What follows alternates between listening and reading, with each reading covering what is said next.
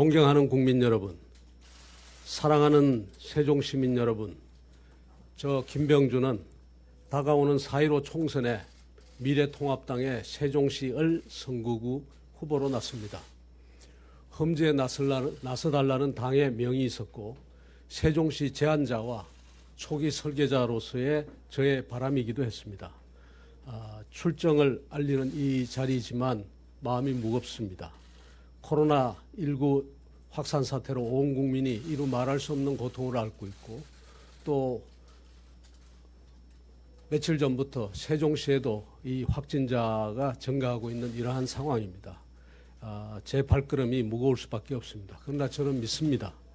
위대한 대한민국 국민이 이 위기를 슬기롭게 극복해낼 것이라고 믿고 불안과 불편 속에서도 인내하고 양보하는 위대한 시민들이 있는 한 또 감염의 위험 속에서도 매일같이 수고를 하고 계시는 천사 같은 의료진이 있는 한 또 전문성과 사명감으로 무장한 공무원들이 일선의 방역 현장을 사수하는 한 우리는 이 어려움을 극복할 수 있다고 믿습니다. 어려움 속에서도 내일의 희망을 꿈꾸어도 좋다고 말씀드리고 싶습니다. 국민 여러분, 세종시민 여러분, 저는 참여정부가 끝난 이후 짧지 않은 기간 동안 정치와 떨어져 있었습니다. 임명직이든 선출직이든 어떠한 공직도 하지 않겠다고 스스로 맹세하기도 했습니다. 최고 권력 옆에서 큰 권력이 가져오는 시련과 아픔이 어떤 것인지를 알게 되었기 때문입니다. 실제로 제 자신과 가족 친지들이 모진 고통을 당하기도 했습니다. 저를 정치권으로 다시 이끈 것은 박근혜 정부 말기의 국가위기였습니다. 그때 말씀드린 것처럼 요리사가 요리를 하지 못하는 상황이라도 냉장고는 돌아가야 된다고 생각했습니다. 그래서 거국 내각의 총리 후보를 제안했습니다. 크고 작은 변화가 일어나는 상황에서 국정 중단은 이 나라의 운명을 꺼진 냉장고 안에 음식과 같이 만들 것이라고 생각했기 때문입니다.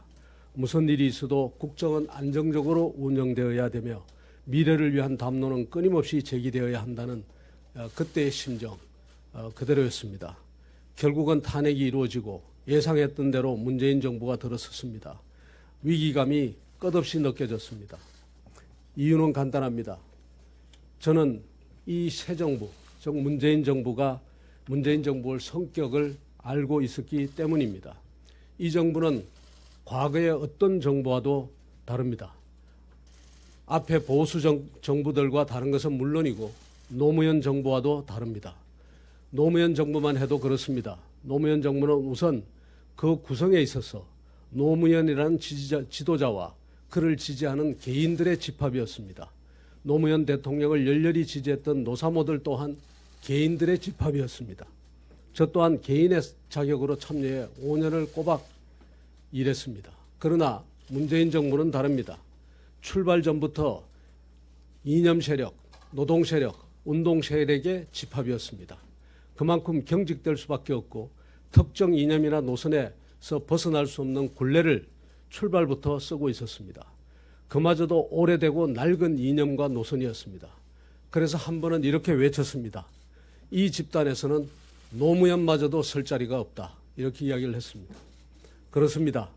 노무현 정부에서 발을 붙이기 힘들었던 이념 세력과 노동 세력, 운동 세력이 정부를 장악하고 노무현의 기본 정신이었던 분권과 자율의 정신은 국가가 온갖 곳을 간섭하는 국가주의적 경향으로 대체되었고 성장과 분배의 선순환을 강조했던 정책 기조도 분배정책 지상주의로 대체되었습니다. 이래저래 문재인 정부는 예상된 방향으로 가고 있습니다.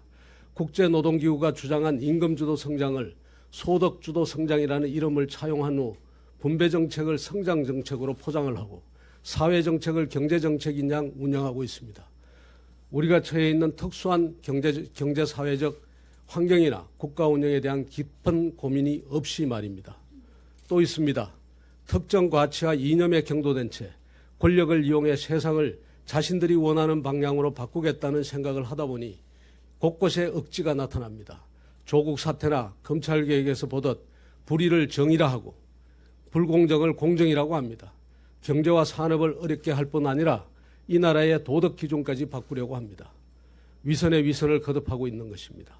외교와 안보 또한 어디로 흘러갈지 일찍이 짐작되었습니다. 사회주의 국가인 중국의 헤게모니 아래 사회주의적 정신이 충만한 통일을 이루겠다는 허망한 생각이 동북아의 현실과 북한 그리고 미국과 일본 등 주변국들의 입장조차 읽지 못하게 만들고 있습니다. 존경하는 국민 여러분, 세종 시민 여러분, 어떻게 보면 저를 이 자리에 불러낸 것은 문재인 정부라고 할 수 있습니다. 시대는 바야흐로 제가 말하는 I의 시대입니다.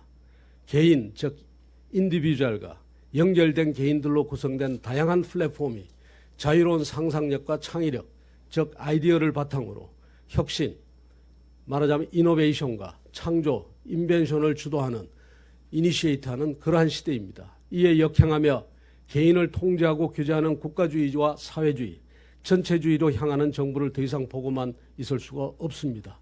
이들에 의해서 우리의 현재와 미래가 무너지는 것을 그냥 보고 있을 수만은 없었습니다. 세종시 문제에 대해서 잠시 말씀드리겠습니다. 세종시는 특별자치시입니다. 특별자치의 이름이 붙은 데는 그만한 이유가 있습니다. 단순히 국가기관을 그곳으로 이전한다는 뜻만 들어있는 것이 아니었습니다.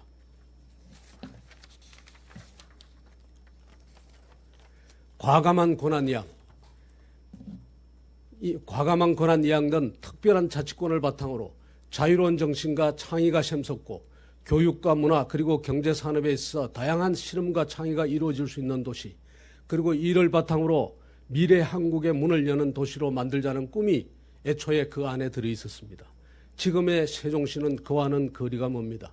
또 하나의 신도시 이상의 의미를 찾기 힘듭니다. 담론 또한 국가기구와 행정기구를 이전하느냐 마느냐의 문제에 머물고 있습니다. 이전 문제는 대단히 중요합니다. 또 반드시 완성해야 될 문제입니다. 하지만 이것만으로 애초에 꿈꾸었던 우리의 미래를 여는 문으로서의 세종특별자치시는 완성되지 않습니다. 더욱이 남쪽 지역과 북쪽 지역의 지역 간 불균형은 세종시의 미래와 관련하여 중요한 문제를 제기하고 있습니다. 북쪽이 동력을 잃은 상태에서 자칫 대전의 베드타운화 될 가능성이까지 엿보이고 있습니다. 그렇게 되면 우리가 꾸어왔던 세종의 꿈은 사라지게 되고 대전과 세종 모두 적지 않은 문제를 안게 됩니다. 왜 이렇게 되었을까 생각해 보았습니다. 세종의 정치를 주도했던 분들이 세종의 꿈을 잃어버렸기 때문입니다. 세종의 문제가 곧 국가적 문제라는 사실을 알리고 세종의 의제를 전국 의제로 만드는 데 실패했기 때문입니다. 그저 예산 얼마 더 가져오는 것을 업적으로 생각하는 경향 속에서 세종의 문제를 세종만의 문제를 만들고만 그러한 경향이 있기 때문입니다. 세종의 꿈을 다시 깨우려고 합니다. 자유와 자율의 질서가 충만한 그러한 도시, 그리고 그러한 질서를 바탕으로서 혁신과 창조가 끊임없이 일어나는 도시, 그래서 그런 혁신과 창조, 자율과 자유의 정신으로 대한민국의 미래를 선도하는 그런 도시, 그런 도시의 꿈을 다시 깨우려 합니다.